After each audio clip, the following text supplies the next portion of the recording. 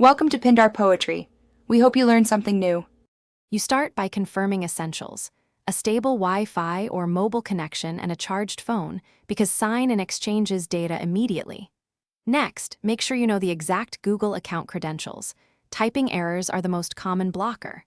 Once done, force stop Google Play services and the Play Store from settings, then clear cache only, do not clear data yet. This frees temporary files without losing account data and prepares the system for a fresh sign in attempt. Now you address permissions in sync, which often block authentication.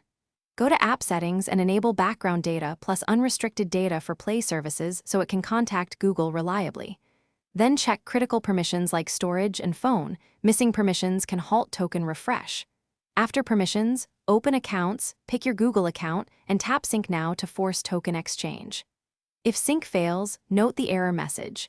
It guides the next step. Make sure to restart the device after a successful sync to apply changes. Finish by updating Google Play services and the Play Store. Outdated binaries cause auth mismatch. Once updated, open an app that requires sign-in and attempt the Google sign-in flow. If you still see the error, remove the Google account from settings and add it back. This refreshes credentials and tokens. If problems persist, boot into safe mode to rule out third-party interference, and only then consider a factory reset as a last resort because it erases data. One tip, note. Thanks for watching. Consider subscribing if we helped you.